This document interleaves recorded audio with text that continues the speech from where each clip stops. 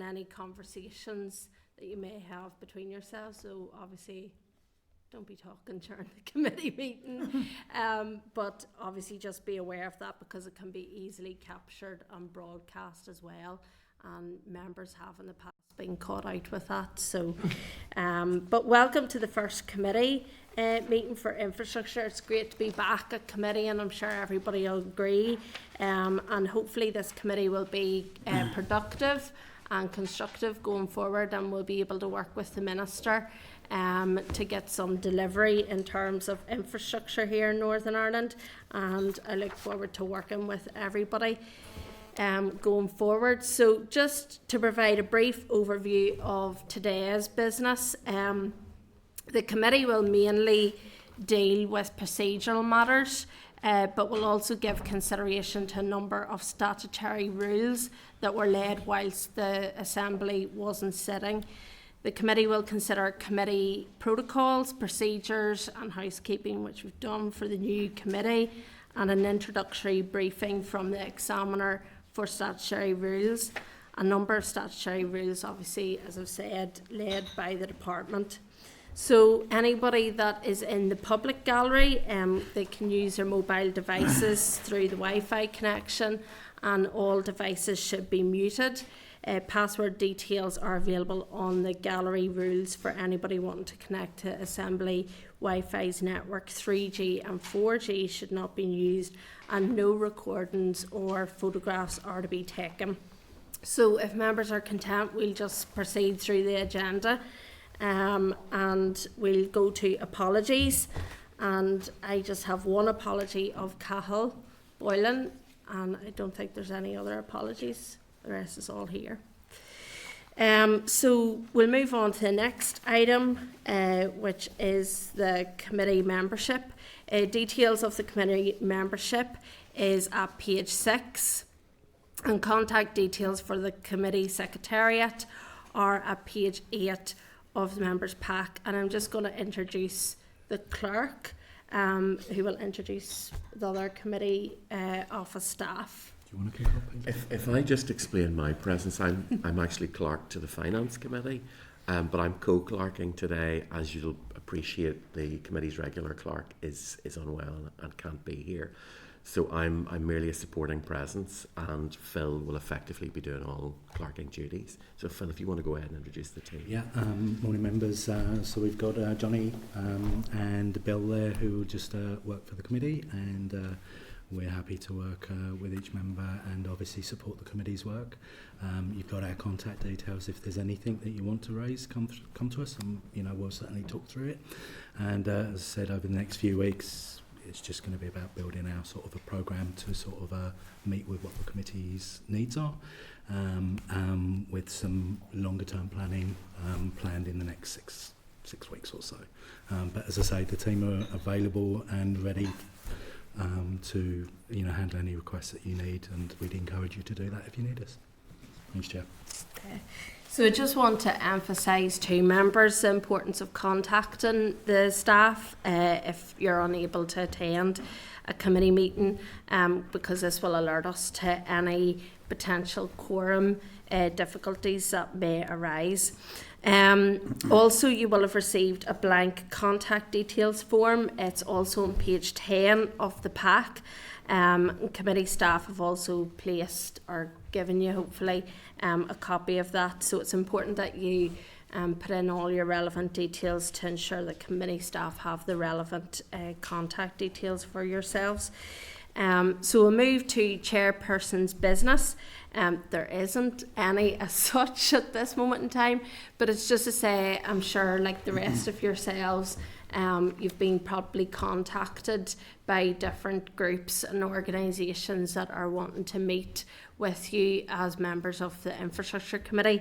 And just to say, I have had quite a few invitations come to me in my role as chairperson for the Infrastructure Committee, and just to say that I have let the clerk know and the committee office staff, just so that they can arrange that, and those may be coming up maybe in briefings or different things for the rest of the committee. So it's just to make you aware of that and just be open with you all that I will be doing that as chair. If anything comes in my role, that the committee staff will deal with some of those requests.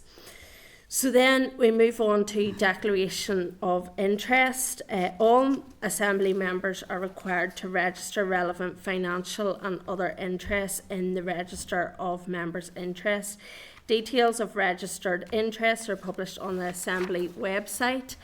In addition to this requirement, Standing Order 69(5) states that a member who has A, a financial interest in any matter, or B, a relevant interest in any matter, must declare that interest before taking part in any proceedings of the Assembly relating to that matter. In particular, there is a requirement to declare any interest which might reasonably be thought by others to influence the member's approach to the matter under consideration. Proceedings of the Assembly includes meetings of this committee, and I want to advise members that as this is the first meeting of the committee, members should ensure that any financial or other interests which relate to the remit of the committee or which are likely to be relevant to a substantial part of its work are drawn to the attention of the committee. It should be noted that failure to register and or declare an interest may be an offence under Section 43 of the Northern Ireland Act 1998. So with that in mind, does any member have any interest which they wish to declare? Okay. I just remind members that rules governing the registration and declaration of interest are contained in the Code of Conduct and guide to the rules relating to the conduct of members. And that further advice and guidance is available from the Clerk of Standards in room 254 in Parliament Buildings. So we move on now to agenda item 5. And that's the legacy report of 2017 to 2022. And I refer members to the Committee for Infrastructure Legacy report at page 16 of the pack, which is very informative. If you've had a chance to look at it, hopefully you have. The legacy report sets out the key activities, outputs and achievements of the previous committee, and also highlights a range of issues that this committee may wish to take account of when considering its priorities during this mandate. The legacy report will be revisited during the committee's strategic planning meeting at a later date. And I do want to just flag up at this point, I'm sure members are aware, contained within the legacy report is MOTs, and this week there has been, I know myself and the Vice Deputy Chairperson, we both were on the media discussing MOT delays, and you will see that in the legacy report. So we'll maybe come to that when we look at the forward work plan going forward, because I think it would be important to have a look at that issue in particular before the Minister comes to the committee. So if you want to bear that in mind just whenever we go to take a look at the forward work plan later on in the committee. But with that, are members happy to note the legacy report for now, or has anybody any issues they want to raise coming out of it?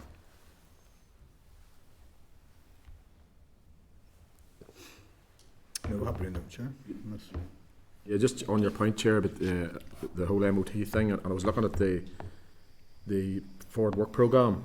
The MOT or DVLA briefing, should I say, is after the Minister, so obviously you'll touch on that in forward work programme later on, but I don't disagree because it's a big issue at the minute, so yeah. Yeah. We'll discuss it in the forward work programme, I think, better. And Yeah. maybe jiggle it a bit personally. Yeah. We'll certainly come to that whenever we take a look at the table where it outlines what we're hopefully going to do in the next few weeks. So happy to note the report for now. Yeah.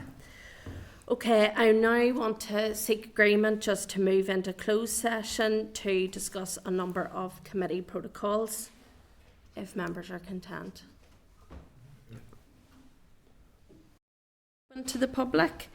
If members are content, I'd like to seek agreement to the following motion: that the Committee for Infrastructure under Standing Order 43 resolves to delegate to the examiner of statutory rules the technical scrutiny of statutory rules referred to the committee under the mentioned standing order.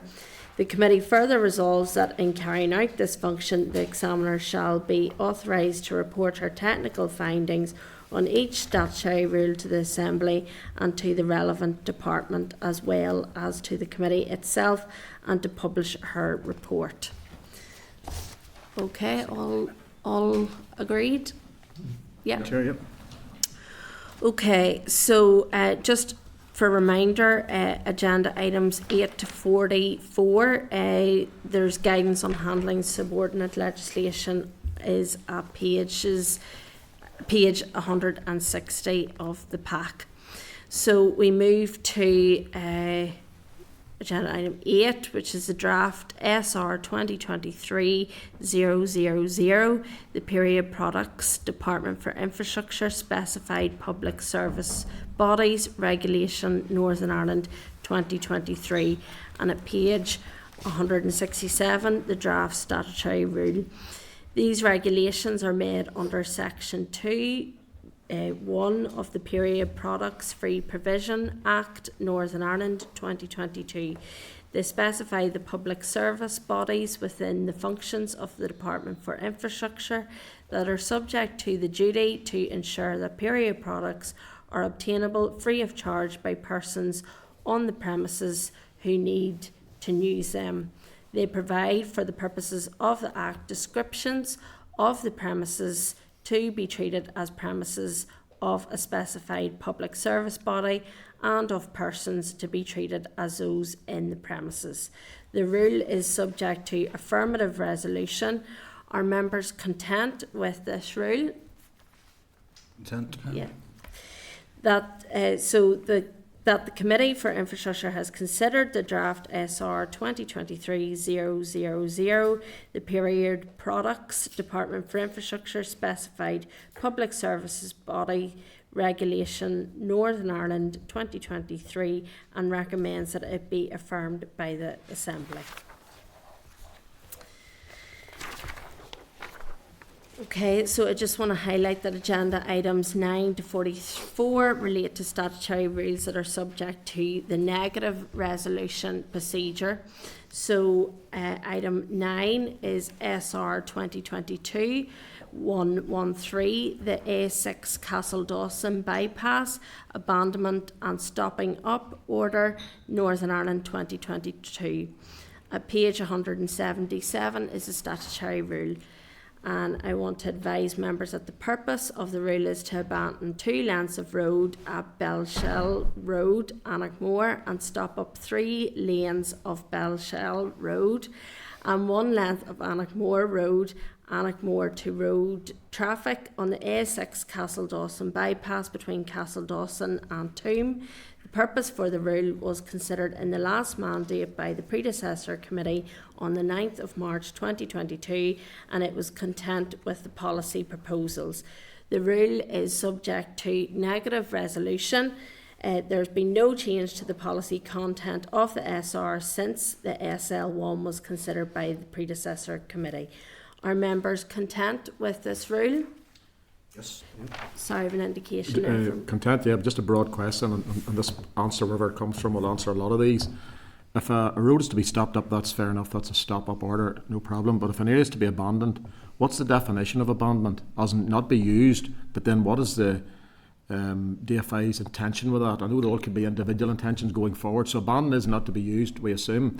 But then going forward, does it give us any indication at this point what happens to that area of land, or is it just purely abandoned at this time?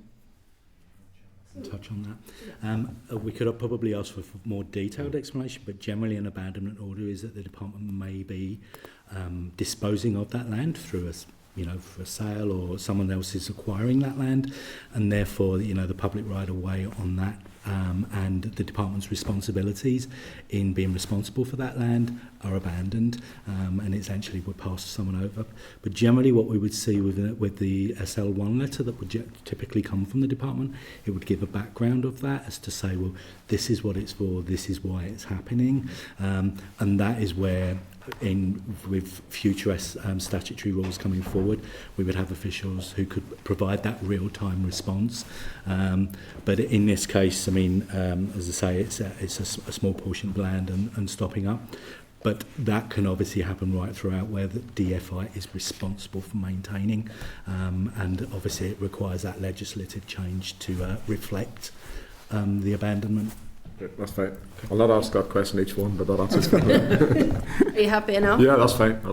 Yeah, Sorry. sorry. So it can only be abandoned if someone else is going to take ownership. Is there ever a case, if I say, no, we're abandoning that and just walking away, and it literally becomes a no man's land? Well, There's no one with responsibility. I think abandoning it, I mean, the department will be abandoning it, so it doesn't belong to anyone, because it would belong to someone. I'd probably need to seek a more detailed explanation, or more happily we'd get officials up to talk specifically about the scenarios surrounding abandonment and stopping up and all of those issues, because it's a relevant issue in terms of the committee's work.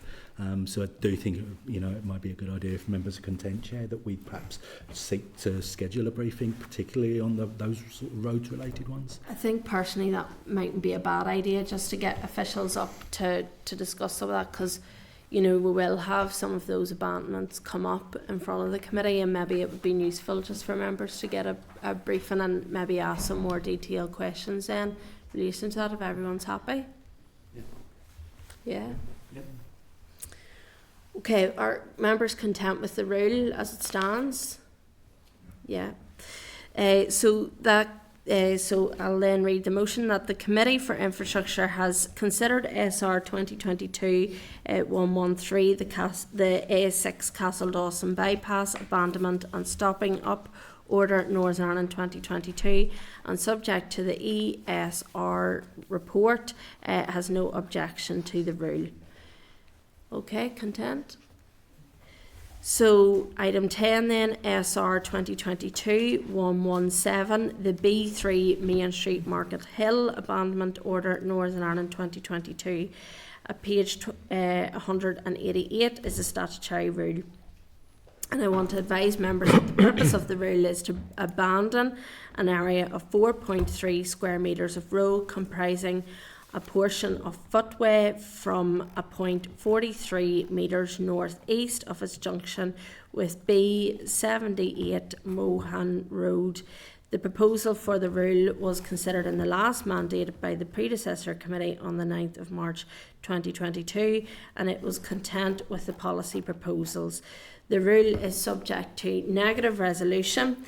There has been no change to the policy content of the SR since the SL1 was considered by the predecessor committee. Are members content with this rule? Yes. Yeah. So the motion is that the Committee for Infrastructure has considered SR 2022-117, the B3 Main Street Market Hill abandonment order Northern Ireland 2022, and is subject to the ESR's report and has no objection to the rule. Content? So item 11 is the SR 2022-239, the Motor Vehicle Exchangeable Licences Order Northern Ireland 2022. And at page 196 is the statutory rule. Advise members that the purpose of the rule is to revoke and replace the Motor Vehicles Exchangeable Licences Order Northern Ireland 2009, the 2009 order, in order to designate some additional countries and territories under Article 19D, Section 2B, 2A and 2B of the Road Traffic Northern Ireland Order 1981 as making satisfactory provision for the issue of certain classes of driving licences. This enables those driving licences to be exchanged for a corresponding Northern Ireland licence. The rule is subject to negative resolution. Are members content with this rule? And so the motion is that the Committee for Infrastructure has considered SR 2022-239, the Motor Vehicle Exchangeable Licences Order Northern Ireland 2022, and subject to the ESR's report has no objection to the rule.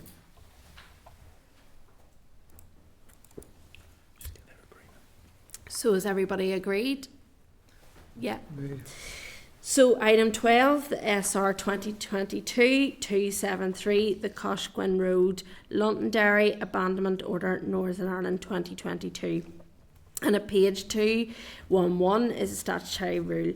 And I'd like to advise members that the purpose of this rule is to abandon 4 areas of Coshguin Road, Londonderry, totalling 1,352 square metres of carriageway extending from its junction with White House Road in the northwesterly direction after the completion of such works as the Department considers necessary to provide alternatives for road traffic. The rule is subject to negative resolution. Are members content with this rule? So I'll read the motion that the Committee for Infrastructure has considered SR 2022-273, the Coshguin Road, Londonderry Abandonment Order, Northern Ireland 2022, and subject to the ESR's report has no objection to the rule. Everyone content? Okay, so item 13, SR 2022-274, the White House Road, Londonderry Abandonment Order, Northern Ireland 2022. And at page 219 is a statutory rule. I want to advise members that the purpose of the rule is to abandon an area of 4,010 square metres of White House Road, Londonderry, extending from a point of 302 metres southwest of its junction with Coshguin Road for a distance of 495 metres in a southwesterly direction after the completion of such works as the Department considers necessary to provide alternatives for road traffic. The rule is subject to negative resolution. Are members content with this rule? Just one thing, Chair, that it applies to the last one too. This depends on the completion of other works that the Department determine necessary. So if those works are never complete, this section will never be abandoned. Oh. That's a technical issue. The completion of the other works doesn't necessarily mean that this abandonment doesn't come into effect. This SR is creating that. It doesn't necessarily have to be implemented, though. That's something I think it would be worth checking further detail back on. Yeah, Chair, I'm just reading there. The application, it says the developer shall carry out such works as the Department considers necessary for the provision of alternative facilities of road traffic and on completion of the works of the area of the road. So I think it's the Department have already made sure that that has happened before that rule is laid. But there again, we could certainly clarify. No, it hasn't happened yet, you see, and the road hasn't been abandoned. That's where the issue lies, is will it be abandoned? What you're asking, if I'm right in thinking, Chair, is if the works don't take place, is the road still abandoned? I think that's worth clarifying. Yeah, sorry, Chair. I mean, in that case there, let me just have a look. We're on number 12, which is the White House Road, Londonderry. So that actually came into operation on the 5th of December 2022. So obviously because the Assembly wasn't sitting, we haven't had the opportunity to look at that. But that would, I would have to draw the assumption that that's already happened. The road is still open to vehicular traffic. Right, okay. I think that the point of clarity is the proposal still going ahead? Because the rule is made doesn't necessarily mean the work will have happened. It just allows the Department to make the work.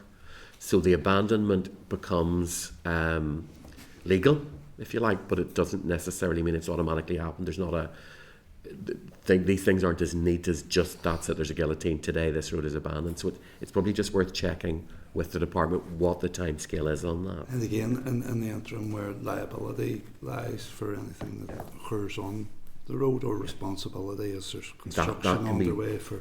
Yeah, that can be folded into a briefing around abandonment and stopping up, which I think is as these go through will probably become more and more necessary fairly soon. Yes, if there is if someone walks away from a sale, once this is abandoned or work doesn't happen or it falls through, then would there be an SR to re-adopt an area potentially? Would that be the process? Possibly. And that potentially could be what happens. I think it's just probably the useful overarching thing to bear in mind here is just because something has been legislated for does not necessarily mean it will immediately happen. This gives permission for this thing to happen. So I think in a lot of these situations it won't be as perfect as, yep, today that's now been passed, that automatically will happen on this, in some kind of simultaneous time scale way. So it's probably just worth checking what's going to go on with that. Just on that point, moving back to Market Hill or any of those areas, if there's an abandonment date of a certain date in law, at what point in time, if somebody fell on that, is it actually whose responsibility is then to maintain it? I think that's another. And I'm not firing an awkward question. No, and I think you're picking up key points that the officials will need to give a fairly good legislative piece of advice that's been passed has been abandoned, Yeah. but technically it's not a bit like the road. Can I just come in and check? It's not been passed that it's been abandoned. So the statutory rules, so for example, on this, the White House Road Londonderry abandonment order, the department, in accordance with Article 68(4) of that order, proposes upon completion of works, providing alternative facilities to abandon the area. So I think it's that case that once the work has been necessarily completed, this is just putting in the framework in for once that's happened, that the department can then abandon. So I suppose this is the framework to allow the department to make the necessary preparatory work to abandon. And then there'll be a date and time, Phil, whenever that item is actually technically abandoned, Yes. which will not be these dates. Yeah, this is to do about just the legislative effect, if that's okay. But we're certainly happy to clarify it with the department anyway, for sure. And certainly then, obviously, once we get the briefing from the officials as well, hopefully that will help members as well with our full information and picture of the scenarios. So are members content with this rule? Yeah. So I'll read the motion that the Committee for Infrastructure has considered SR 2022-274, the White House Road, Londonderry Abandonment Order, Northern Ireland 2022, and subject to the ESR's report, has no objection to this rule. All members content? Yeah. Yep. So item 14, the SR 2022 280, the Plantation Mews Lisburn Abandonment Order, Northern Ireland 2022, and at page 227 is the statutory rule. I want to advise members that the purpose is to abandon an area of 240 square metres of road comprising footway at the entrance of Plantation Mews Lisburn.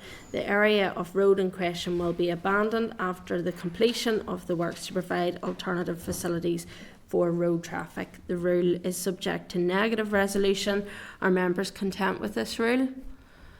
I'll read the motion that the Committee for Infrastructure has considered SR 2022-280, the Plantation Mews Lisburn Abandonment Order, Northern Ireland 2022, and is subject to the ESR's report, has no objection to the rule. All members content?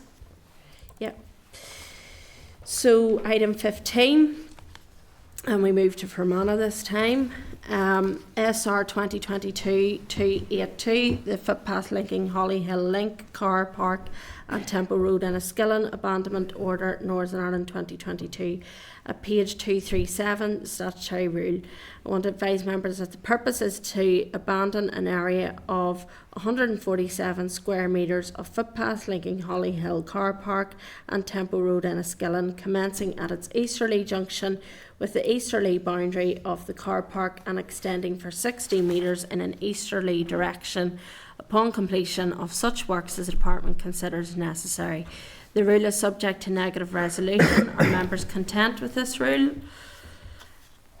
And I'll read the motion that the Committee for Infrastructure has considered SR 2022-282, the footpath linking Holly Hill Link Car Park and Temple Road in Enniskillen Abandonment Order, Northern Ireland 2022, and is subject to the ESR's report and has no objection to this rule. All members content?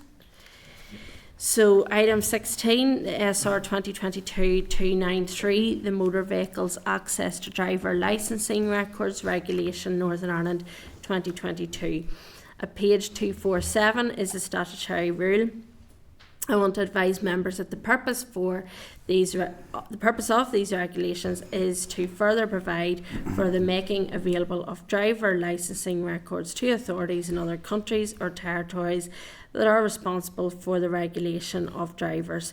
Access to the driver licensing records may only be provided where an agreement with the United Kingdom is in place for the sharing of such information, or where a country or territory has been designated for the purpose of licence exchange under Article 19D(2) of the 1981 Order.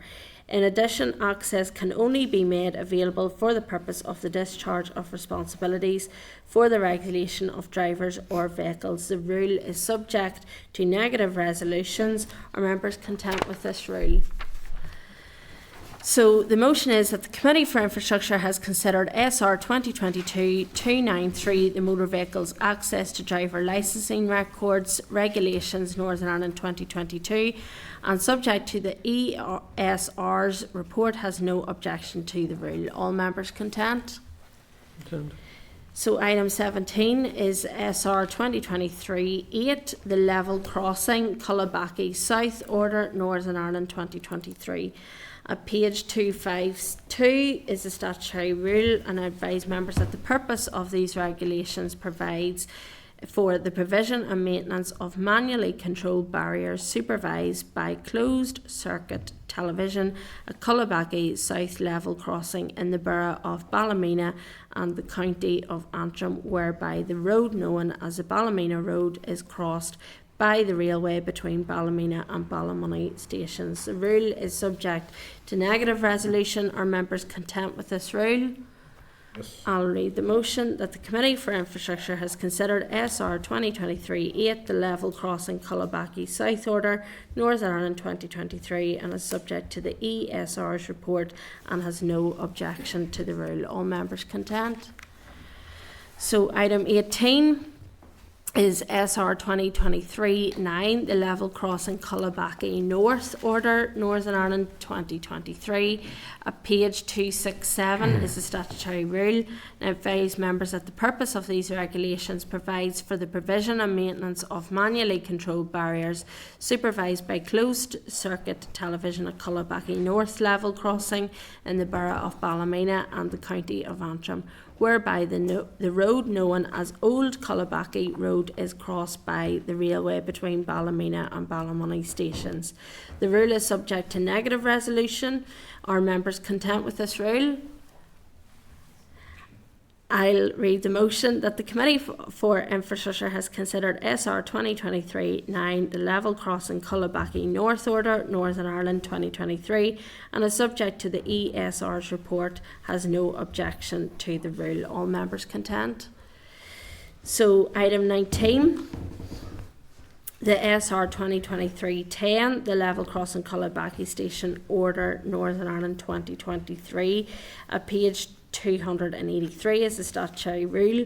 I advise members that the purpose of these regulations provides for the provision and maintenance of manually controlled barriers supervised by closed circuit television at Cullabackie Station Level Crossing in the borough of Ballymena and the county of Antrim, whereby the road known as Station Road, Fenner Road, is crossed by the railway between Ballymena and Ballymoney stations.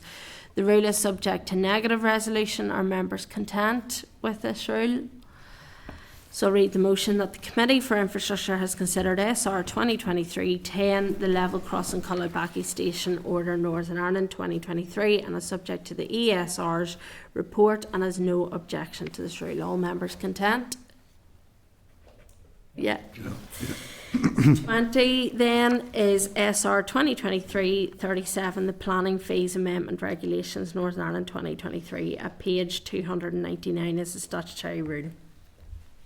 I advise members that the purpose of these regulations are to amend the fee amount prescribed in the Planning Fees Amendment Regulations Northern Ireland 2019, SR 2015 number 73 as amended by SR 2015 number 398 and SR 2019 number 112.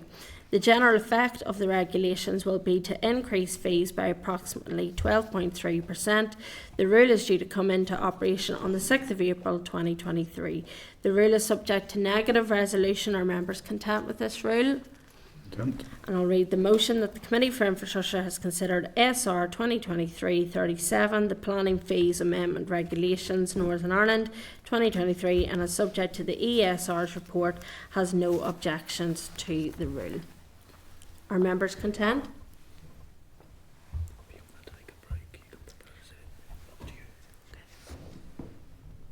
Are members content if I just keep going? Yep, crack on.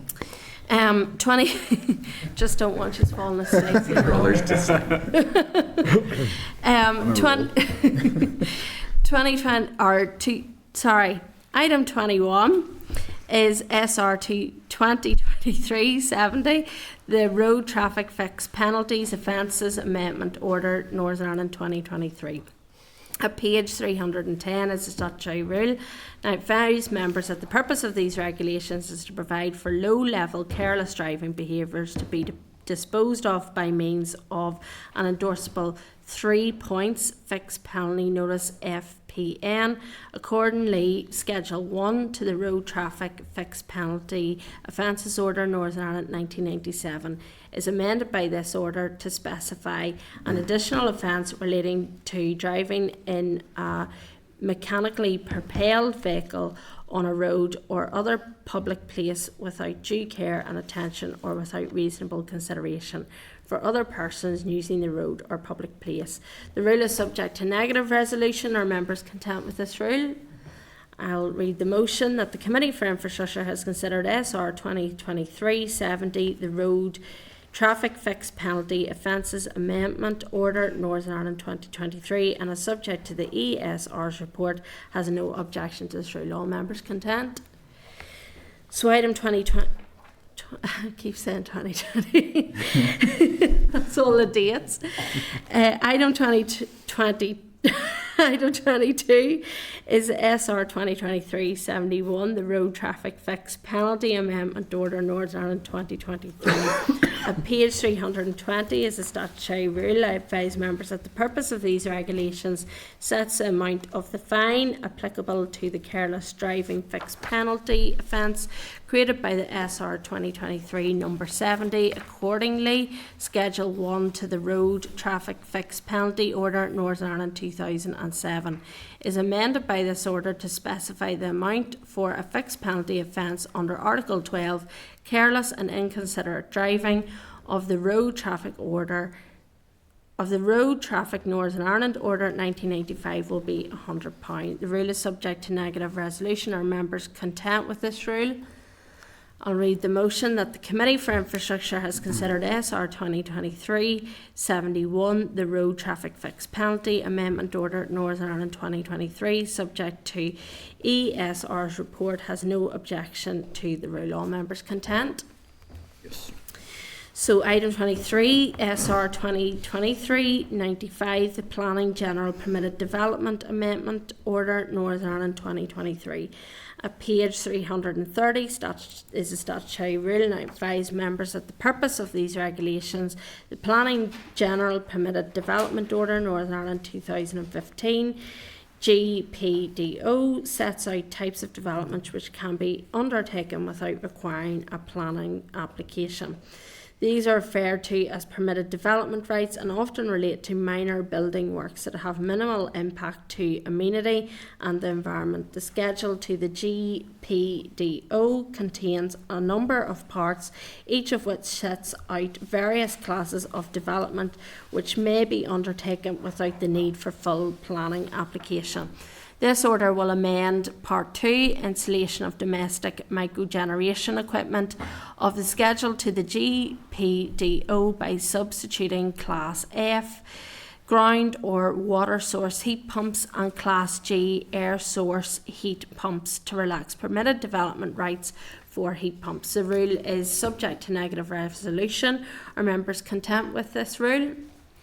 I'll read the motion that the Committee for Infrastructure has considered SR 2023-95, the Planning General Permitted Development Amendment Order, Northern Ireland 2023, and is subject to the ESR's report, has no objection to the rule. All members content? So move to item 24, the SR 2023-100, the Circular Road Larne Abandonment Order, Northern Ireland 2023, and at page 340 is a statutory rule. I advise members that the purpose of these regulations, the purpose of the rule is to abandon an area of 71.11 square metres of former road on the Circular Road Larne, comprising a car park from a point of 154 metres west of its junction with Circular Road roundabout.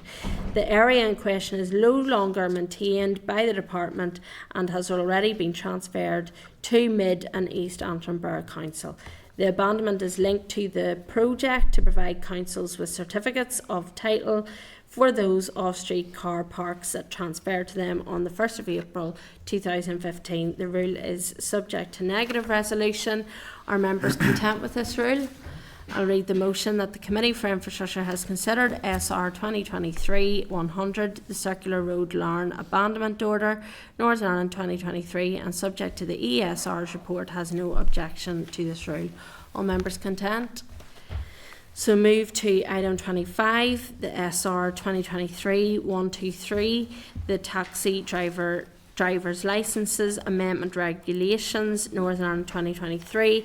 At page 348 is a statutory rule, and I advise members that the regulations covered by this memorandum is to amend the Taxi Driver's Licences Regulations, Northern Ireland 2014, in order to increase fees payable in respect of a practical test of competence to drive a taxi. The rule is subject to negative resolution. Are members content with this rule? I'll read the motion that the Committee for Infrastructure has considered SR 2023-123, the Taxi Drivers Licences Amendment Regulations, Northern Ireland 2023, and subject to the ESR's report, has no objection to the rule. All members content? So item 26, the SR 2023-124, the Motor Vehicles Driving Licences Amendment Test Fees Regulations, Northern Ireland 2023, at page 358 is a statutory rule. Now, I advise members that the purpose of the regulations covered by this memorandum is to amend the Motor Vehicles Driving Licences Regulations. Stephen wants to comment once you Oh, finish, yeah. once you go No through. problem. Motor Vehicles Driving Licences Regulations, Northern Ireland 1996, in order to increase fees payable in respect of practical driving tests. The rule is subject to negative resolution. Stephen? Thank you, Chair. No, it's just supposed to put on record. I know these have come into place in October 23. I know there's a similar one coming up, SR 32, but I think, given the increase in costs of both MOTs and practical driving tests, I think it highlights, the real issues, and also highlights the need for reform. I know it's a key priority for you, Chair, and I think for this committee it should be front and central. And I know, it is mentioned in the forward work programme and so on. We'll come to that, but I would just like to put on record at this point, in terms of those concerns, given the significant increase, some are up by almost 50%, in terms of the practical driving tests. And I think the public out there, while people are recognise the increase, is needed with challenges and changes, but I think the service, leaves a lot to be room for improvement. So I know we can come on to that later. Thank you, Chair. And thank the member. I think as well it's something that we're going to have to bring up as well whenever people come forward to the briefings as well, and make some of those points to them as well. I think the Deputy Chair there. Yeah, Chair, thank you. Yeah, it was just to echo the points that Stephen made. I think in that, obviously this is now passed and we're looking at retrospectively in that respect, but there's two aspects I want to tease out. First of all is whether the public's getting value for money in terms of the cost that they're paying for these services, but also it is a significant jump, and that's probably demonstrated by the fact that these haven't increased in 18 years. So what I want to maybe drill into, maybe not now, but as a committee, is how these fees are assessed on a regular basis by DVA through their trade fund, or the trading fund, to see, are they covering costs, and if we do even looked at on a more regular basis, it might not come as a big shock to the public, while also ensuring they're getting value for money. But there's probably a reason it's 50% because I haven't looked at it in 18 years. So as a committee, can we tease out how regularly that's looked at? I don't know, maybe members do know that. Also comparative costs with other jurisdictions. Yeah. And I think that's why I'm quite keen as chair to make sure that the DVA come Absolutely. in a timely way, because also we're looking at this in the context of the cost of living crisis Exactly. too for people.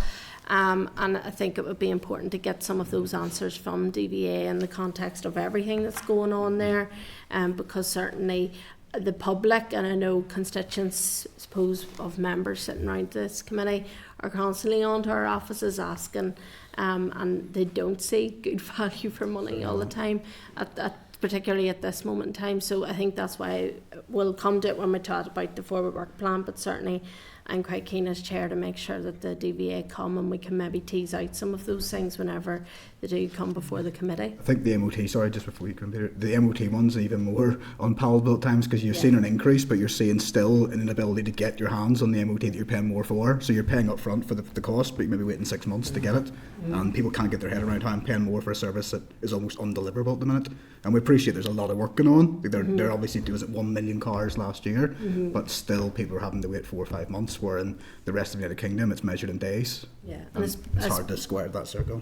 I suppose it's that balancing act too, because we also are aware that 51,000 people didn't turn up for their appointments, so there's that public education work that needs to go on as well, and we also need to drill down as well into why people weren't turning up, and there is those issues there, but I suppose we can tease some of those issues out when DVA come. Just very briefly, just to echo, I think it is that backlog issue, as you mentioned, is the key frustration out there, and also raises questions about roadworthiness. People are confused as well in terms of where does it sit with the police and so on have a role in this as well. So I think that's something we can look at as well. And car tax and everything like that, because it is a road safety issue and it's something that should be paramount, definitely. It's also worth noting that increase in fees may disincentivise people from not showing up for their appointment. Yeah. Chair, it's probably worth reflecting on the fact that this is coming out of a 1996 order in council that may not have, and I'm speaking without knowing, but it may not have a review period built in. If nothing's been fundamentally reviewed in the last number of years, and it would suggest that it doesn't have a review period built in, and it might be worth the committee looking at that. The legislation is old and may therefore need fundamental revisions. Certainly I wasn't driving in 1996, so I'll not ask. So, but anyway, we'll note that certainly, and it's something that we should definitely look at as a committee going forward, I think, as one of our key priorities, certainly in the short and long term. Thank you. So are members content with this rule? Yeah.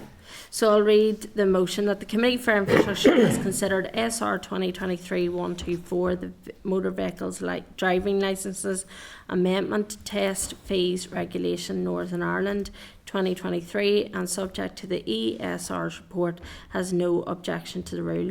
All members content? So move to item 27, the SR 2023-125, the Public Service Vehicles Licence Fees Amendment Regulations Northern Ireland 2023. At page 370 is the statutory rule.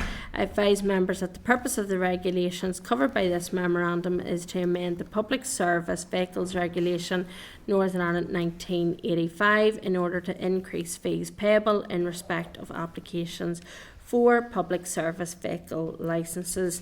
The rule is subject to negative resolution. Are members content with this rule? I'll read the motion that the Committee for Infrastructure has considered SR 2023-125, the Public Service Vehicles Licence Fees Amendment Regulations Northern Ireland 2023, and is subject to the ESR's report, has no objection to the rule. All members content? Yeah. But Chair, again, just to put on record for future reference or something we'll have to consider as a committee, we spoke about an increase in driving licences being a barrier potentially to people getting on the road. Many members will be well aware of the, I suppose, difficulty that the taxi industry has had, and consequently our nighttime economy in particular, due to difficulty recruiting and attracting new people into the industry. We've seen there an increase in the cost of the taxi driver test, which some would argue not just the cost, but the actual test itself is tricky enough to negotiate. And now here's another increase in that could potentially prove another barrier to getting people into that industry that we need to be doing a bit more to support. No, I fully agree, and certainly it's something, again, that we're going to have to look at when we come to our forward work plan, and in terms of what the committee wants to look at. And I know already some of us may have had a representation made to our offices from taxi drivers and those from the taxi industry. And Mark, certainly as people from the West, we know exactly too how difficult it is, certainly in some of the more rural areas as well, in terms of taxi provision, which doesn't help some of our smaller towns and villages as well. So it's certainly something that we have to look at going forward. So happy if I go on. Are members content with the motion as I've read there? Yeah. So item 28, the SR 2023-126, the Goods Vehicles Testing Amendment Regulations Northern Ireland 2023, at page 387 is the statutory rule. And I advise members that the purpose of the statutory rule covered by this memorandum is to amend parts 1 and 2 of Schedule 1 to the Goods Vehicles Testing Regulations Northern Ireland 2003 to increase the fees payable for testing. The rule is subject to negative resolution. Are members content with this rule? And I'll read the motion that the Committee for Infrastructure has considered SR 2023-126, the Goods Vehicles Testing Amendment Regulations Northern Ireland 2023, and subject to the ESR's report, has no objection to the rule. All content? So item 29 is SR 2023-127, the taxis, taxi meters, devices and maximum fares amendment regulations Northern Ireland 2023. At page 405 is the statutory rule. And I advise members that the purpose of the regulations covered by this memorandum is to amend the taxis, taxi meters, devices and maximum fares regulations Northern Ireland 2015. The 2015 regulations, in order to increase fee payable for the inspection, testing and sealing of a taxi meter. The rule is subject to negative resolution. Are members content with this rule? I'll read the motion that the Committee for Infrastructure has considered SR 2023-127, the taxis, taxi meters, devices and maximum fares amendment regulations Northern Ireland 2023, and subject to the ESR's report, has no objection to the rule. So all members content? Yes, Chair, I'm happy with that. I just wanted to tease something out. Maybe we need to get from the department. There are different types of taxi providers now. Obviously, those that use meters, and those are you almost pre-agree a price depending on the time of day and the congestion. And I'm wondering how, to say, for example, Uber, are they affected in the same way that maybe the traditional taxis that use metered fares are? And if so, is there a bit of ambiguity that we need to tease out in terms of how that pricing is done as a committee going forward? Would you like to try and get that before we have DVA in, say for example even Wright as a committee? I know it's quite a specific issue, but going forward it might be one that grows in terms of the way different providers are used. Well, are members content that we maybe, because that is quite a niche issue, are members content that we maybe seek some information and Wright to check that before anybody comes in? Chair, in which case we don't need to investigate it. The taxi people Yeah. for briefing, like Yeah, it's Class C. Yes. Yeah. The Uber ones. So in the same vein, you'd be talking about wedding cars and things like Yeah. that, where there's a pre-agreed price for a Yeah. service.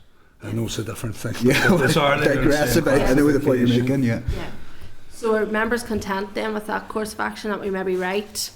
And then obviously in our forward work plan, we'll try and get the relevant stakeholders in as well for briefing, just so that we're all up to speed and have the information useful. then. Okay, content? So where were we? Did I read the motion? I think Yeah. You did. Yeah. Came in, yeah. It's death by motions today. So are all members content? Yes. Yeah. So then I think we're on item 31 then. The SR 2023-129, the Public Service Vehicles Accessibility Amendment. Missed I it. think we missed number 128 Oh, there. apologies, we're at 30. SR 2023-128, the Taxi Licensing Amendment Regulations, Northern Ireland 2023. At page 421 is statutory rule. Advise members that the purpose of the statutory rule SR covered by this memorandum is to amend Schedule 1 to the Taxi Licensing Regulations, Northern Ireland 2015, to increase the fees payable. The rule is subject to negative resolution. Are members content with this rule? And I read the motion that the Committee for Infrastructure has considered SR 2023-128, the Taxi Licensing Amendment Regulations, Northern Ireland 2023, and subject to the ESR's report, has no objection to the rule. All members content? Yes. So then item 31, SR 2023-129, the Public Service Vehicles Accessibility Amendment Regulations, Northern Ireland 2023, at page 437 is a statutory rule, and I advise members that the purpose of the regulations covered by this memorandum is to amend the Public Service Vehicles Accessibility Regulations, Northern Ireland 2003, the 2003 regulations, in order to increase fees payable in respect of accessibility certificates for regulated public service vehicles. The rule is subject to negative resolutions. Are members content with this rule? Yeah. Yeah, but again, it'll be one for the Yeah. the taxi people, and just to put it on radar now. I spoke about the dearth of drivers we have in the taxi Yeah. industry, but there's a particularly pronounced issue around accessible taxis, and I lamented the lack of taxis. His Yeah. impact on our nighttime economy, but the lack of taxis, and particularly these sort of taxis, is having a profound impact on the mobility of vulnerable people in our communities. Absolutely correct. I couldn't agree more. So we'll note that going forward as well. I'll read the motion, if all members are happy, that the Committee for Infrastructure has considered SR 2023-129, the Public Service Vehicles Accessibility Amendment Regulations, Northern Ireland 2023, and subject to the ESR's report, has no objection to the rule. All members content?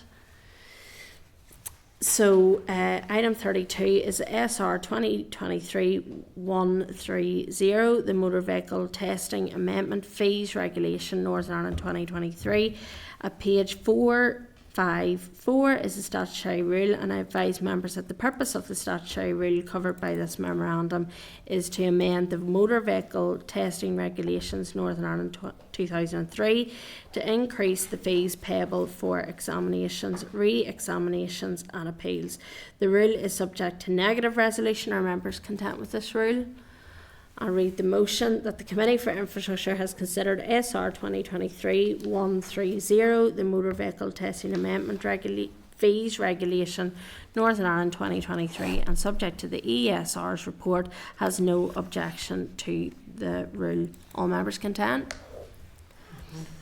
So item 33 is SR 2023-153, the Calenshi Road Cumber Abandonment Order, Northern Ireland 2023, at page 475 is the statutory rule, and advise members that the purpose of the rule is to abandon an area of 1,090 square metres of superseded road at Calinchi Road, Cumber, extending from a point 29 metres of its junction with Drumhark Road for a distance of 319 metres in a southerly direction.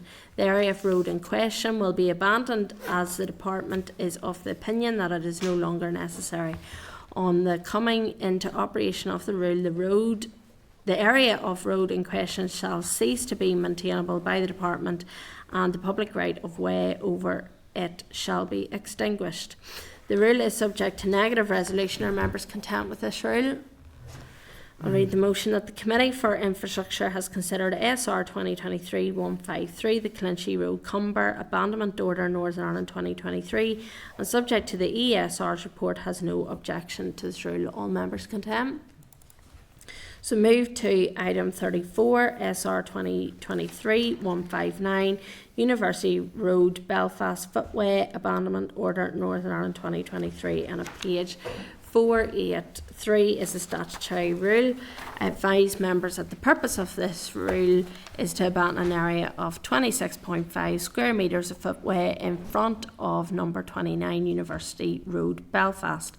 The area in question will be abandoned as the department is of the opinion that it is no longer necessary. On the coming into operation of the rule, the area of road in question shall cease to be maintainable by the department, and the public right of way over it shall be extinguished. The rule is subject to negative resolution. Are members content with this rule? So the motion is that the Committee for Infrastructure has considered SR 2023-159, the University Road, Belfast Footway Abandonment Order, Northern Ireland 2023, and subject to the ESR's report has no objection to this rule. All content? So move to item 35, SR 2023-168, the Motor Vehicles Construction and Use Amendment Regulations, Northern Ireland 2023. At page 489 is the statutory rule, and I advise that members that the rule provides for a ban on the use of tyres over 10 years old on the front axles of buses, coaches, heavy goods vehicles over 3.5 tonnes, and on any axle of minibus if the tyres are fitted in a single configuration. The same provision will apply to retreaded tyres if they were retreaded more than 10 years ago. It also requires that the date of manufacture or the date of the retreading on tyres remains legible. The rule provides for the recognition of the use of retreaded tyres that comply with the ECE Regulation 108 or 109, and for an exemption for vehicles of historic interest that would otherwise be affected by the ban, provided they are not used commercially. The rule is subject to negative resolution. Are members content with this rule? The motion is that the Committee for Infrastructure has considered SR 2023-168, the Motor Vehicles Construction and Use Amendment Regulations, Northern Ireland 2023, and subject to the ESR's report has no objection to this rule. Everyone content? Item 36 is SR 2023-177, the B28 Ardress Road, Cranagil, Portadown Abandonment Order, Northern Ireland 2023. At page 512 is a statutory rule, and advise members that the abandonment has been requested by Blue Eagle Precision Engineering on behalf of the adjacent landowner who has expressed an interest in purchasing land owned by the department which is adjacent to the superseded road. The superseded road is an unregistered and the department does not appear to hold title to it. 3.2 Upon abandonment of the old road, the department will have no further interest in this area of land and will have no maintenance or public liability responsibility. The rule is subject to negative resolution. Are members content with this rule? Yep. So the motion is that the Committee for Infrastructure has considered SR 2023-177, the B28 Ardress Road, Cranagil, Portadown Abandonment Order, Northern Ireland 2023, and subject to the ESR's report has no objection to this rule. All members content? Thank you. So item 37 is SR 2023-185, the taxis, taxi meters, devices and maximum fares amendment number 2, regulations Northern Ireland 2023, and at page 520 is a statutory rule. I advise members that the purpose of the rule is to amend the taxis, taxi meters, devices and maximum fares regulations Northern Ireland 2015 to implement and facilitate an increase in the maximum fare rates for Class A and B meter taxis. The rule is subject to negative resolutions. Are members content with this rule? I suppose it just goes back again to what we were talking about. So, This perhaps balances out some of the concerns in the sector as well in terms of enhanced fees in terms of registration and licensing. But it would still be good to know from the department and officials what plans they have to encourage people into the sector in order to help the evening economy. Absolutely. Are all members content? So the motion is that the Committee for Infrastructure has considered SR 2023-185, the taxis, taxi meters, devices and maximum fares amendment number 2, regulations Northern Ireland 2023, and subject to the ESR's report has no objection to the rule. All members content? So item 38, we're nearly there. SR 2023-191, the Motor Vehicles Construction and Use Amendment number 2, regulations Northern Ireland 2023. At page 537 is a statutory rule. The purpose of the rule is to amend the Motor Vehicles Construction and Use regulations Northern Ireland 1999, the construction and use regulations to facilitate the introduction of remote control parking systems. The rule inserts an additional exemption into Regulation 125A of the Construction and Use Regulations to provide, use regulations to provide that a person is not in contravention of that regulation when using a handheld mobile telephone or other handheld interactive communication device to perform a remote control parking manoeuvre, so long as the telephone or device is continuously activated by the driver. The signal between the motor vehicle and the telephone or device is maintained, and the distance between the motor vehicle and the telephone or device is not more than 6 metres. The rule is subject to negative resolution. Are members content with this rule? The motion is that the Committee for Infrastructure has considered SR 2023-191, the Motor Vehicles Construction and Use Amendment number 2, regulations Northern Ireland 2023, and subject to the ESR's report has no objection to this rule. All members content? So item 39 is the SR 2023-200, the Armia Drive Dunmurray Abandonment Order Northern Ireland 2023. At page 552 is the statutory rule, and I advise members that the purpose of the rule is to abandon an area of 55.2 square metres of road opposite 86 Armenia Drive Dunmurray.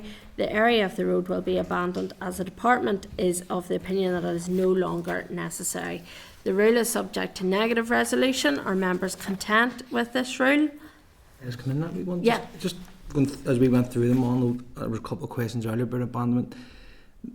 This doesn't say on whose request this one, and it's saying then for open space, and just the questions jump out at me then, who maintains it? That I'm noting that the council has no objections, but say there was fly tipping or something along them lines on a piece that's going into open space. It just doesn't say who it is requested it. Sorry, I'm going to refer just my... Yeah, the member's right, Chair. The abandonment has been requested to facilitate redevelopment in the area. Following the abandonment will be redeveloped into a public space.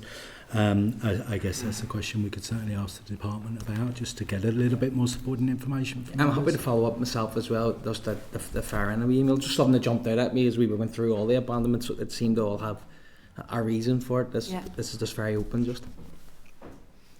Yeah, happy. We'll happily clarify that. Yeah, we'll get that clarified for you. Thanks for thank you. flagging that up.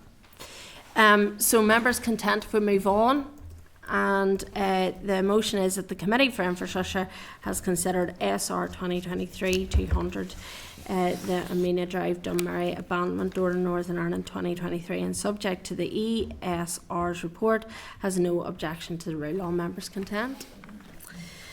So item 40 is SR 2023-217, the Market Square Lisburn Stopping Up Order Northern Ireland 2023. At page 560 is the statutory rule. The purpose of the rule is to stop up 2 lengths of Market Square Lisburn. The rule is subject to negative resolution. Are members content with this rule? So I'll read the motion that the Committee for Infrastructure has considered SR 2023-217, the Market Square Lisburn Stopping Up Order Northern Ireland 2023, and subject to the ESR's report, has no objection to the rule. All members content?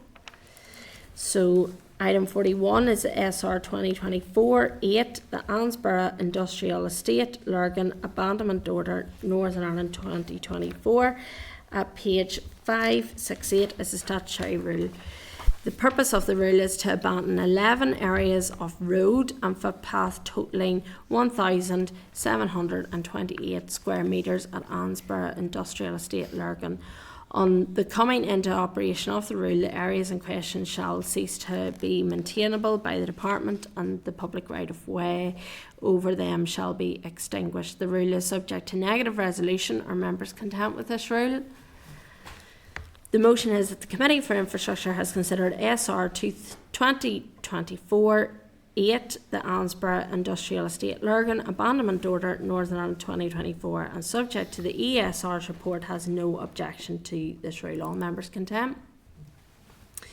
Item 42 is SR 2024-12, the Greengraves Road Dundonald Abandonment and Stopping Up Order Northern Ireland 2024, and at page 579 is the statutory rule. The purpose of the rule is to abandon an area of 1,334 square metres of road at Greengraves Road, Dundonald, and to stop up Greengraves Road at its junction with Millmount Road on completion of works to provide alternative facilities for road traffic. The rule is subject to negative resolution. Are members content with this rule? Yeah. So the motion is that the Committee for Infrastructure has considered SR 2024-12, the Greengraves Road Dundonald Abandonment and Stopping Up Order Northern Ireland 2024, and subject to the ESR's report, has no objection to the rule. All members content? Item 43 is SR 2024-13, Carmarthen Crescent Belfast Abandonment Order Northern Ireland 2024, and at page 587 is the statutory rule. The purpose of the rule is to abandon 2 areas of 273 square metres of turning heads, totalling 546 square metres at Carmarthen Crescent Belfast. On the coming into operation, the areas of road specified shall cease to be maintainable by the Department, and the public right of way over it shall be extinguished. The areas of road in question will be abandoned after completion of such works as the Department considers necessary. The rule is subject to negative resolution. Are members content? The motion is that the Committee for Infrastructure has considered SR 2024-13, the Carmarthen Crescent Belfast Abandonment Order Northern Ireland 2024, and is subject to the ESR's report, has no objection to this rule. And I know you're all disappointed. We're coming to our last SR of today. SR 2024-14, the Castle Lodge Randallstown Abandonment Order Northern Ireland 2024. At page 595 is the statutory rule. The purpose of the rule is to abandon an area of 25.2 square metres of road between numbers 43 and 45 Castle Lodge Randallstown. The area of road in question will be abandoned as the Department is of the opinion that it is no longer necessary. On the coming into operation of the rule, the area of road in question shall cease to be maintainable by the Department, and the public right of way over it shall be extinguished. The rule is subject to negative resolution. Are members content with this rule? And the motion is that the Committee for Infrastructure has considered SR 2024-14, the Castle Lodge Randallstown Abandonment Order Northern Ireland 2024, and subject to the ESR's report, has no objection to the rule. All members content? The motion is that the Committee for Infrastructure has considered SR 2024-14, the Castle Lodge Randallstown Abandonment Order Northern Ireland 2024, and subject to the ESR's report, has no objection to the rule. All members content? The motion is that the Committee for Infrastructure has considered SR 2024-14, the Castle Lodge Randallstown Abandonment Order Northern Ireland 2024, and subject to the ESR's report, has no objection to the rule. All members content? And here ends the SRs for this week. With that. Yeah, good fun. Take a breath. Sorry? Take a breath, Chair. Yeah. So we're now going to enter into the last parts of the business for today. So we'll now move on to the correspondence. And there was obviously a substantial amount of correspondence included in the first pack for obvious reasons.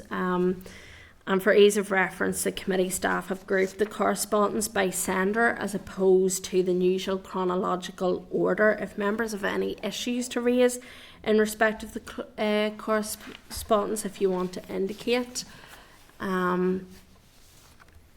There are a number of annual reports included in the meeting pack. The normal procedure is that these are typically issued to members separately from the pack via email as routine papers, and will include documents received on a regular basis, for example the monthly investment strategy Northern Ireland reports. In the event of any issues identified, has any members any thoughts or? Sure, I was just going to say, unless other members want to come in, there's action points and suggested actions on each of them. Yeah. And I'm more than happy to propose those. Everything I think is on the forward work programme anyway that needs to be dealt with. The rest of it, a lot of it's for noting from the department, for example. Yeah. So in that vein, I'm happy to propose all suggested actions on the correspondence. Yeah, it's fairly straightforward. Have a seconder? that, sure. Yeah. Okay. So we've sort of jumped on a little bit there. You might just want to say that if any issues in routine papers are highlighted. Yeah. So if there's any issues in subsequent papers or anything, members can raise that at meetings. I obviously just want to draw attention to a few things in relation to page 579. There's correspondence from the previous Minister for Infrastructure regarding the department's draft 2022-2023 business plan. I think it might be prudent to maybe seek a copy of the department's agreed updated business plan. That will hopefully inform evidence going forward for the committee, and obviously when the Minister comes to the committee as well, for our future work programme, if members are content with that. Yes, sure, happy with that. And then as well, there was just correspondence there on page 1306 from the Department for Infrastructure, detailing a number of documents that were forwarded to the committee while there was no sitting executive, and these have all been received, and obviously the course of action we've agreed there. So all happy with that in the course of action? Yeah. And then we move on just to item 46, which is our forward work programme. And you will see there a draft forward work programme has been prepared to assist members in developing their understanding of the committee's functions and remit. The programme seeks to schedule introductory briefings, which I felt would be more beneficial to have sort of introductory briefings before the Minister comes, because that will make more use of the Minister's time and our time as well. If we've had some introductory briefings beforehand, that then we can ask the Minister subsequent to any of those and any issues that come out of that. So as part of the plan, a strategic planning meeting will be scheduled following these introductory briefings to enable members to consider and discuss and agree the committee's key strategic priorities for the mandate. So as I said earlier on in the meeting, I know the DVA are scheduled after at the minute, and certainly I think just given media coverage and what we've discussed today, maybe members might think differently, but I think we've come to an agreement that maybe it would be good to try and seek if we could get them in before the minister. I mean, if members are content, I can certainly reach out to our liaison in the department. that'll be good. See with you to getting that in a little bit earlier in the course of our meetings. Yeah, that would be good. And then, Mark, you had mentioned just about the taxi industry as well, so maybe if we could try and get some of those stakeholders Yeah. in as well. Departmental brief probably. Yeah, yeah. Yeah, I'll just- Could I just perhaps clarify? Would members be seeking a briefing from the department in terms of taxi regulation in the first instance, then with a view to potentially go out wider? Yeah, Yeah. Okay, that's great. Thank you. yeah. Chair, appoint, see next week the 21st, NI Water. Do we know who's coming from NI Water? Is it Chief Executive or who is it? Yeah, Sarah Venning and John Larkin, the finance. That'll cover wastewater, treatment, all that broadly. The idea is there is an introductory brief into NI Okay. Water, its role and functions, and obviously it will give members an opportunity to explore other avenues there, assuming members are content with that. Chair, just in terms of ongoing visits then, I'm sure we could probably wax lyrical about how many we could do, but topical coming up on the 6th is TransLink, and the transport hub is well making progress. I think it would be good for members to get down to the TransLink HQ to meet with Chris and the team and to see how that transport hub is developing ahead of the opening this summer. Yeah. Can we seek that, yeah? Yeah, and we can look to build it in. I mean, is there any particular sort of time frame that members are seeking to do that? I mean, we've got a few weeks, so it'd be good to maybe see it before, maybe the week before. I don't know how practical that is. Maybe see what their availability is, but Yeah. I'm sure they'd be delighted, Chair, to do Yeah. a hard hat visit. I was down last year, but it's been probably 3 months, so be good to see how it's Yeah. going on. And again, I'm hating to throw lob things in and then flee. Please do. But it might be a case if they can facilitate you to actually have a meeting Yes, nearby yeah. and do the Yeah. visit close to it. We did that might with just be in the easier. economy committee previously with Yeah. Invest in I, for example, and things that they've got a big meeting Yeah. in there, so possibly we could do it all in one day. Move the committee to potentially to try and think Happy that to out. come back Yeah. on. Sorry. Gas. No, we're happy to come I'll back. just pick John off the floor. Not in cement, we can be flexible. As the only woman on this committee, the hard hat visit sounds good.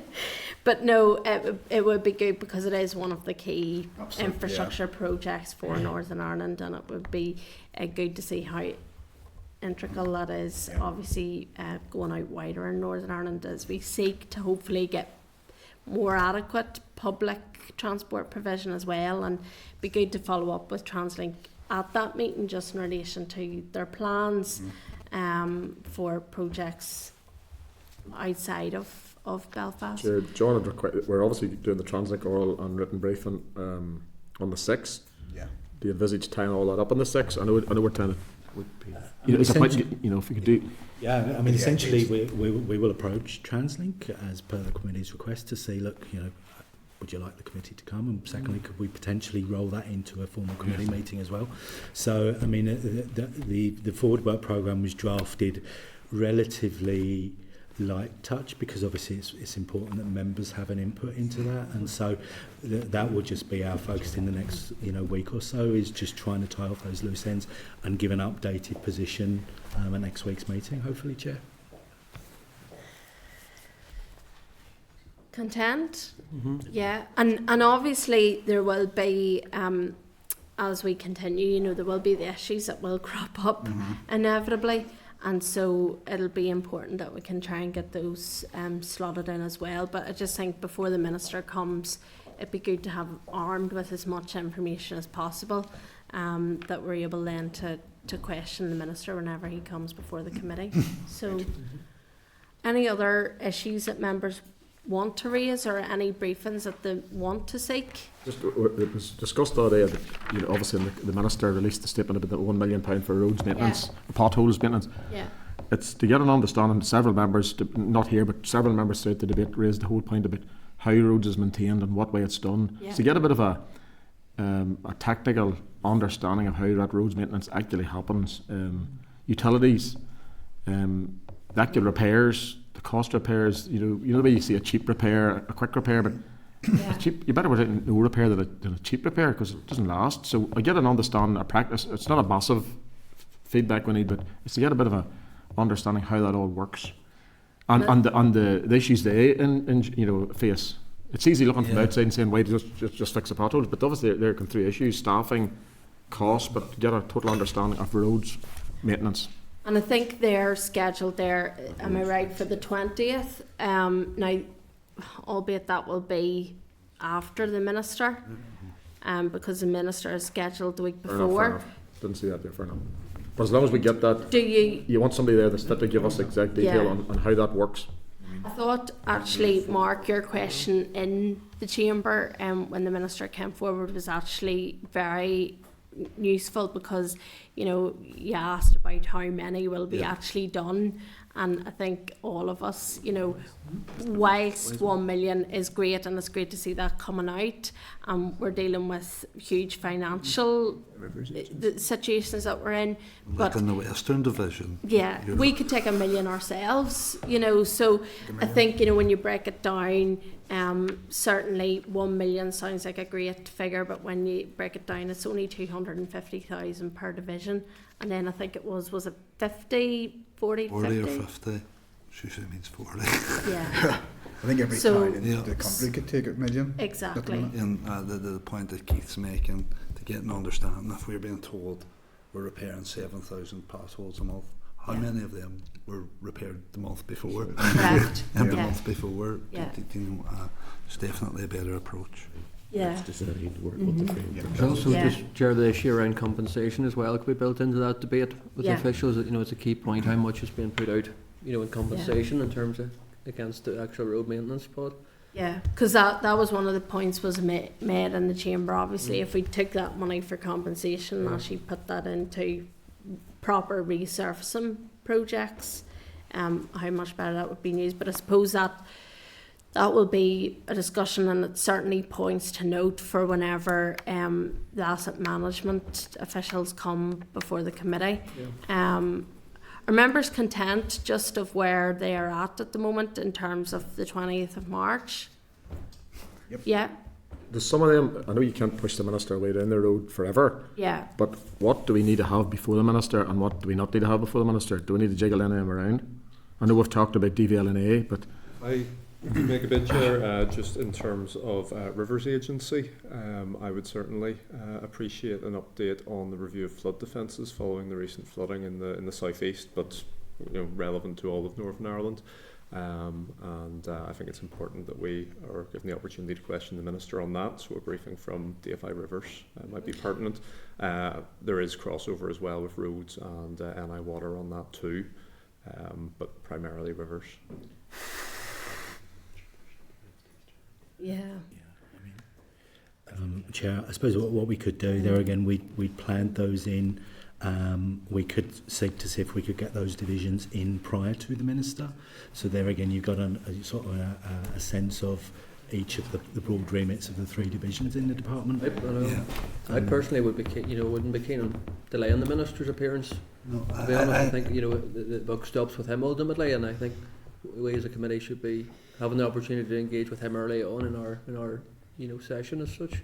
Chair, if it's useful, just sorry, Mr. Durkin first. I would actually take a different view from Stephen on this. We're talking about getting as much information as we need before grilling the minister on it. I think it's important, and he'll take it quick enough. And John had the benefit of the 6 months as caretaker minister, so he does know his way around the department okay.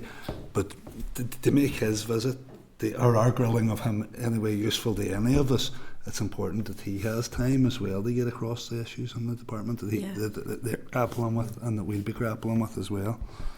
If it's useful to suggest, the Forward Work programme's already kind of pushing up against Easter, and in my experience of ministerial briefings, I think members are right in saying that it's usually really helpful for the committee to have as much information already kind of gathered in public session before they necessarily move to get a briefing from the minister.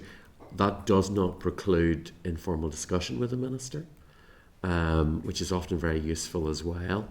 But Chair, it sounds as though members are suggesting they want a number of briefings potentially before the Minister comes. Obviously, that'll be a negotiation with the department as to the Minister's availability, but I think it's just you've got planning up until Easter, and if you move the Minister to after Easter, you could get in more briefings. But as I say, I'm here on a flying visit, and it will then be me delivering that. Well, I think that, I mean, a zone of tenancy is an option for members that currently, as draft, is the Minister on the 13th of March, and then we have DFI Transport and Road Asset Management on the 20th, along with DVLA. Obviously, members have expressed a desire to bring that forward anyway. And then what we could also do is look at the Waterways Island and also DFI Climate Planning and Public Transport, which would cover the flooding aspect. We could bring that to prior to the Minister's visit. So we could move those instead of them being before the Minister, after the Minister. We could request to see if we could bring those forward. That way then we've got the three main divisions briefing the committee in advance of then a visit with the Minister. So, I mean, if that's possible, if members are content with that, we could look to work on that basis. And then obviously if there's any significant changes or updates, we can update members next week. I think, to be fair, the Minister, certainly in any discussions I've had with him, seems to be on the same page in relation to, as well, what was in the legacy report, and then what needs to be done. And I think, to be fair to him, you know, he seems quite keen to engage with the committee, but ultimately I think it's important that we as a committee are armed with full facts and understanding before the Minister comes. I just think it makes it more worthwhile, but I'm happy to take if anybody differs. I would agree with that, Chair. Certainly for the three newer members on this side, to have more informed questions for the Minister would be really helpful. For our researchers who have just come into post as well, you know, we want to enter that conversation and discussion with enough information in our heads, so those briefings would be really helpful. And also just to remind members, I mean, we will probably have ministerial statements and questions from the Minister on the floor as well. So, I mean, as Infrastructure Committee, it's important that we're there as well whenever question time's happening. You know, if we have any questions in between times, that we can raise that, and we'll have the function of the written questions too. But certainly to be that constructive and critical friend, I think it's important to maybe have briefings beforehand and then speak to Minister. So is everybody content with that approach? Yeah. Yeah. Okay. Sure, can I just make a pitch for, it'll probably be after Easter looking at the timetable, but I see that City Deals is one of the options that are down there. Now City Deals straddles a lot of departments, I get that, and councils are taking a lead across the country, but there are various states of preparedness. Some are well advanced, some have lost, I don't know where they've gone to. It would be great to get a brief from the council leads and the project managers about where each of those deals is at, how they're connected and what impact they're going to have, because we're talking tens of millions of pounds here. I know in my constituency we stand in Carrickburg as a set to benefit, but there's a lot of ambiguity about where things are going, and I would love to hear a full picture on that, Chair, if possible. Chair, if it's helpful, I'm not making a pitch for the Finance Committee this afternoon. Joint effort. The Director of Public Spending is up, and that's one of the areas that's covered is City Deals. So DOF has an overarching function there, and it might be useful for members if you have the availability to tune in on that. But again, I think as members says, Chair, there's a lot of cross-cutting here. It also brings in Economy Committee as well. There's interest and so on there. You've got the universities and so on are involved in that. So it might be useful to think around. We had some success last time around with concurrent committee meetings. The beauty being you have a single meeting and there's no kind of commitment beyond that. But if that's something the committee would like to think about, I think it would be useful. Yeah. Once you've clarified DFI's role, but I think there is that bigger picture, and it would be something I know that members might get a lot out of. Well, you can get a fuller picture than just a departmental briefing might allow. I think that would be really useful, Peter. Because I know as well in my own constituency, the Mid and South West growth deal, there's a Keys road infrastructure project as part of that, which obviously I've a vested interest in myself, but I think if we maybe work on that basis to try and see then if we can Yeah, that would be do a very meeting useful. in that vein. Okay. I can take that request to the Finance Committee Yes, this that would be afternoon. good. Yeah, that's Are you thinking handy. about a joint, sorry, Chair, through you, a joint meeting? Concurrent meeting, Yeah, that would be potentially, really, but yeah, I on think a single Phil issue is agenda. right in seeking clarification on Yeah. DFI's role first, Yeah. and then looking at bringing in other committees for a more joint Okay. session. So we'll follow up on Yeah, that follow up, yeah. in later committee meetings. I just wonder, is there a role for the committee to have, or is it within our remit, could we have some interface with the Department for Transport in the south, given the importance of north-south infrastructure, given the growing importance we see over this, I suppose, as the Irish government has stated a preparedness to invest money into infrastructural projects here, be it the A5, the All-Island Rail strategy and stuff. I think it would be very important. Narrow water bridge. Yes, absolutely. If we could have some sort of interaction with them on Sure, that. again, I'm one for offering things and then going. Chair, it might be useful for the committee to actually write to all its counterparts across the jurisdictions and start flagging up that they want to make contact. So Scotland, Wales, anyone useful in Westminster and the south as well. That would be normal practice in your first couple of committee meetings to agree to write to various counterpart committees and jurisdictions. It's often useful to make that contact because they will know the kinds of people that are best for contacting. They often know the shortcuts that we wouldn't from the outside. So, Chair, risk of throwing in another action. If members were content with the idea of writing to corresponding committees in other jurisdictions. Certainly, I would maybe be in favour of that because obviously there's a union connectivity report as well, and there has been, I'm aware from correspondence myself as a constituency MLA that there has been some discussions around some of the stuff that's contained in that, and it would be useful to get an update to see where all of that is at. And also in terms of the All-Ireland Rail Review, I have to say, frustration of mine is also that Fermanagh is not included, and that will actually affect Northern Ireland as a whole. The fact that we have one county out of the 6 that is not going to be included in that, which will mean a gap. So I think, yes, perhaps that's maybe something for later on, but certainly would be keen to try and engage with the other jurisdictions to have, because obviously transport, connectivity improving is better for our economy overall, and certainly I'd be keen to do that. I'd be well up for the east-west piece Yeah. as well, as long as the narrow water bridge is one thing, but the bridge to Scotland, Maybe a bit more feasible. Well, I think it's the A75 is on paper too. It would be good to get some of that connectivity, improved. Just But Scottish Committee already looked at yeah. that, I think. yeah, they are. Yeah. Okay, members content with that, and as I say, obviously, if there's other items that members want, I'm sure we can look at that in future committees as well. So I think that's everything then on our forward work plan for today. Do members have? We're just going to move to any other business. Do members have any other business that they wish to raise? No, all happy. Briefly, just put on record, obviously the sad passing of David Hilditch, Yeah. who was vice chair, I believe, of this committee for quite a few years. Infrastructure was one of his key interests. Certainly those that know him will testify to that. Yeah. I don't know whether it would be in order for the committee to write to the family. Maybe that's been done, Clark. I'm not sure, but Yeah. perhaps if we checked out, maybe. This committee wouldn't have, obviously not having been. Yeah. Yeah. No, I think set up, so.